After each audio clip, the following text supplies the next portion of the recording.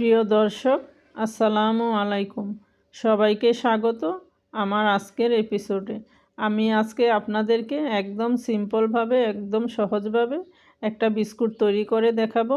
এটা দেখতে যেমন সুন্দর, খেতেও কিন্তু অসম্ভব মজা। আশা করি রেসিপিটি আপনাদের ভালো লাগবে। এখানে আমি নিচ্ছি একটা ডিম, তার সাথে দিচ্ছি আধা কাপ চিনি। চিনিটা গুঁড়ো করা। চিনি আর ডিমটাকে এখন একসাথে ভালো করে আমি ফেটিয়ে নিব।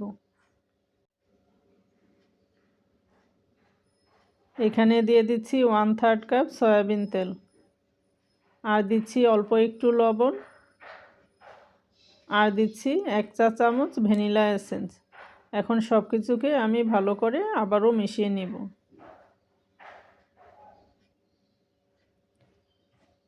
আমার মেশানো হয়ে গিয়েছে। এখন আমি এখানে দিয়ে দিচ্ছি 1.5 কাপ ময়দা, আর দিচ্ছি 1 চা চামচ বেকিং সোডা। এখন সব কিছুকে একসাথে ভালো করে চেলে নিব।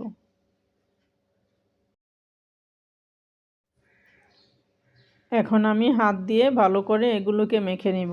এখানে আপনারা ময়দার পরিবর্তে আটা বা চালের গুঁড়া দিয়েও বিস্কুটগুলি তৈরি করতে পারেন।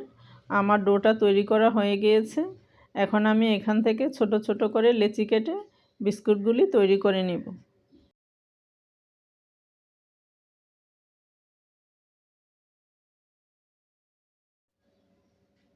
আমি একটা ছুরি দিয়ে এভাবে ডিজাইন করে নিচ্ছি। আপনারা চাইলে যে কোনো শেপ দিতে পারেন, আপনাদের পছন্দ মতো শেপ দিয়ে দিবেন। একটা কাঁটা চামচ দিয়ে আমি চারপাশ দিয়ে একটু চেপে চেপে ডিজাইন করে দিচ্ছি দেখার সৌন্দর্যের জন্য।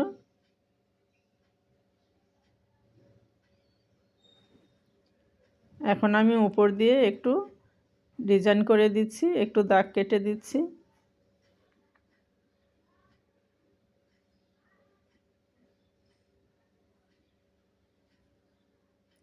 এই যে দেখুন, একটা তৈরি করে দেখিয়ে দিলাম। এখন আমি আপনাদেরকে আরেকটা তৈরি করে দেখিয়ে দিচ্ছি। সবগুলি বিস্কিট আমার তৈরি করা হয়ে গিয়েছে। এখন আমি ভাজতে চুলায় চলে যাচ্ছি।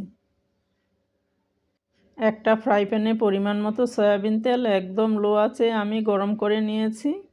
এখন একে একে আমি বিস্কুটগুলি এর মধ্যে দিয়ে দিচ্ছি। চুলার জালটা অবশ্যই একদম লোতে রাখতে হবে, তা না হলে উপর দিয়ে কালার চলে আসবে আর ভিতর দিয়ে কাঁচা থেকে যাবে।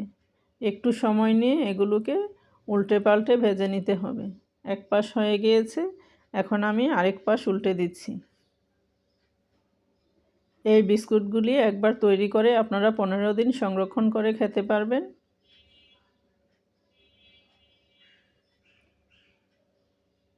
বিস্কুটগুলি আমার ভাজা হয়ে গিয়েছে।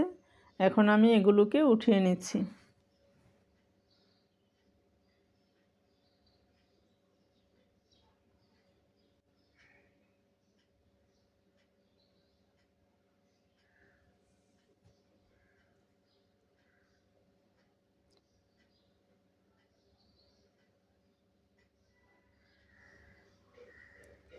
সবগুলি বিস্কুট আমার তৈরি করা হয়ে গিয়েছে। এখন আমি আপনাদেরকে পরিবেশন করে দেখিয়ে দিচ্ছি।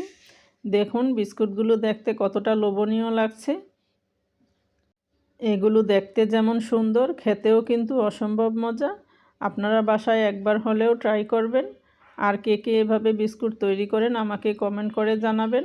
আশা করি রেসিপিটি আপনাদের ভালো লেগেছে। সবাই ভালো থাকবেন।